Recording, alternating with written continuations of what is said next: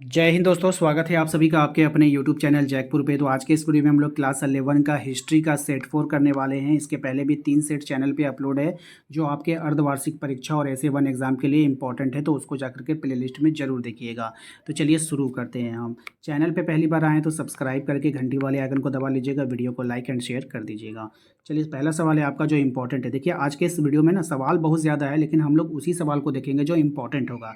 जैसे हम स्टार्ट कर रहे हैं क्वेश्चन नंबर 4 से। इसके पहले जो 3 सवाल थे वो सवाल इंपॉर्टेंट नहीं थे, इसलिए जो इंपॉर्टेंट नहीं है उसको हम लोग स्किप करते चले जाएंगे। तो इसलिए कहते हैं कि वीडियो में शुरू से लेकर लास्ट तक बने रहिएगा। जो इंपॉर्टेंट होगा वो बताएंगे, जो इंपॉर्टेंट नहीं होगा वो भी बता देंगे कि ये इंपॉर्टेंट नहीं है। ठीक है ना। चलिए, द लास्ट सपर नामक चित्र किस चित्रकार के द्वारा बनाया गया? ये मोस्ट इंपॉर्टेंट सवाल है। राइट आंसर हो जाएगा Leonardo da Vinci, option B. Next है आपका पुनर्जागरण कालीन प्रमुख मूर्तिकार कौन थे? तो पुनर्जागरण कालीन प्रमुख मूर्तिकार जो थे वो थे आपके डोनेटी, लेलो, माइकल एंजेलो, लिबर्टी, इनमें से सभी। और सबसे बड़ी बात है कि अगर सोशल साइंस में आपका ये वाला आ जाता है इनमें से सभी, तो ज़्यादातर आंसर आपका वही होता है। जैसे आधुनिक युग का पुनर्जागरण युगीन प्रमुख राजनीतिक चिंतक कौन थे? तो दांते, हॉब्स, मैकियावेली, तो इनमें से सभी हो जाएगा। जब कभी भी ऐसा आ जाए तो आप लोगों को ऑप्शन डी ही आंसर करना चाहिए। ठीक है। नेक्स्ट है आपका मोनालिसा चित्र। मोनालिसा किस चित्रकार की रचना है? तो मोनालिसा जो है वो रचना है लियोनार्दो दा विंची की रचना है। कैंटरबरी टेल्स की रचना किसने किया था? तो कैंटरबरी टेल्स की जो रचना किया था वो किया था चौसर ने किया था। पुनर्जागरण किस देश में से आरंभ हुआ? तो पुनर्जागरण जो हुआ था वो इटली से आरंभ हुआ था, याद रखिएगा। डिवाइन कॉमेडी किसने लिखा था? तो डिवाइन कॉमेडी का लेखक जो था वो दांते थे। ठीक है। मानवतावाद का जनक किसे माना जाता है? तो मानवतावाद का जो जनक माना जाता है वो पेट्रॉक को माना जाता है। यह अच्छा सवाल है, इंपॉर्टेंट है, ध्यान में रखिएगा।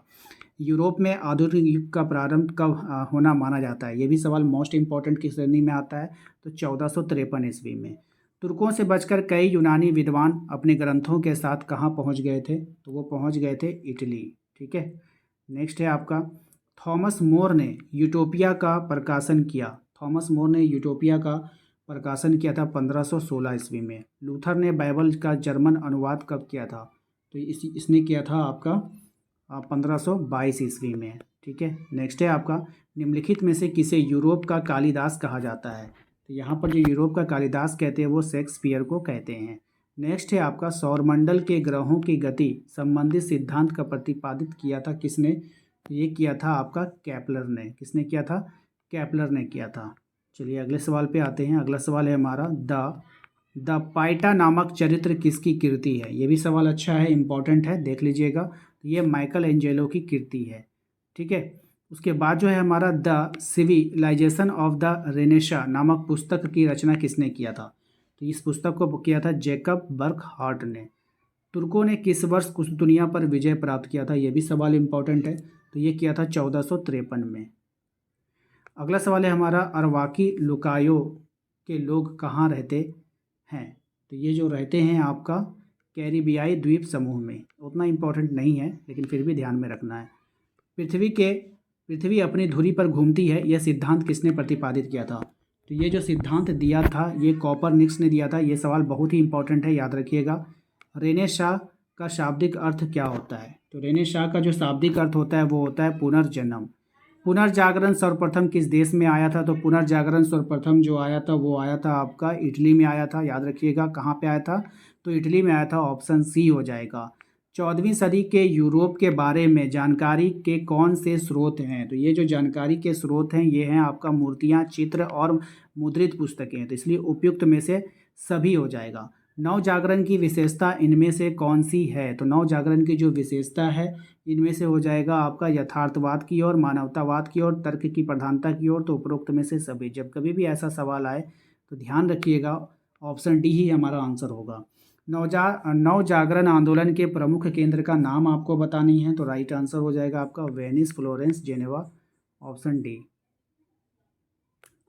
चलिए नेक्स्ट उसके बाद जो इंपॉर्टेंट सवाल बनता है वो जैकब वर्कहार्ट की प्रसिद्ध पुस्तक का नाम आपको बतानी है, तो वो हो जाएगा आपका the civilisation of the Renaissance in Italy. सवाल को हमने स्किप किया है, ये मत सोचिएगा कि आपका वीडियो जंप कर गया है, जंप नहीं किया है, मैंने सवाल को स्किप कर दिया, जो सवाल इंपॉर्टेंट नहीं थे उसको मैंने हटा दिया है। चलिए नेक्स्ट आते हैं आपका, the civilisation of the Renaissance in Italy कब प्रकाशित हुई थी? तो ये प्रकाशित हुई थी 1860 ईस्वी में। नेक्स्ट है आपका, पेट्रोक को रोम की राजकीय कवि की उपाधि कब दी गई थी? तो ये जो दिया गया था आपका ऑप्शन नंबर 1341 में इसको दिया गया था। ठीक है, कब दी गई थी? तो 1341 में। नेक्स्ट जो इम्पोर्टेंट सवाल है, पेट्रोक का अस्थायी निवास नगर कौन सा था? तो इसका जो अस्थायी निवास नगर था वो था आपका ऑप्शन बी, फ्लोरेंस था। कौन था? फ्लोरेंस था। ठीक है, चलिए अगला जो इम्पोर्टेंट है वो है आपका, डिवाइन कॉमेडी के रचनाकार कौन है? 36 नंबर सवाल देखिए, डिवाइन कॉमेडी के जो रचनाकार है वो है दांते, याद रखिएगा। पुनर्जागरण काल में इटली का सबसे प्रसिद्ध बौद्धिक नगर कौन सा था? तो वो जो था आपका वो हो जाएगा आपका फ्लोरेंस। ठीक है, चलिए नेक्स्ट है आपका, फ्लोरेंस की प्रसिद्ध में किन लोगों का हाथ था? यानी कि फ्लोरेंस की प्रसिद्धि में किन लोगों का हाथ था वो बताना है। तो दांते और जोटो कलाकार।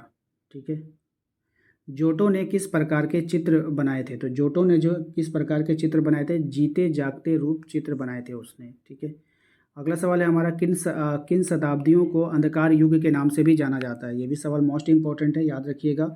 ये हो जाएगा 5वीं से 9वीं सदी को जो है अंधकार युग के नाम से भी जाना जाता है। अगला सवाल है हमारा कि अरबी भाषा में प्लेटो को किस नाम से जाना जाता है? तो अरबी भाषा में जो प्लेटो है आपका उसको जाना जाता है अफलातून के नाम से जाना जाता है। सबसे पहले ह्यूमैनिटीज शब्द का प्रयोग किसने किया था? तो ये किया था आपका सिसरो ने किया था। किसने किया था? सिसरो ने। हकीमों का शाह किसे कहा जाता है? अब हकीमों का शाह किसे कहते हैं? तो इब्न सीना को।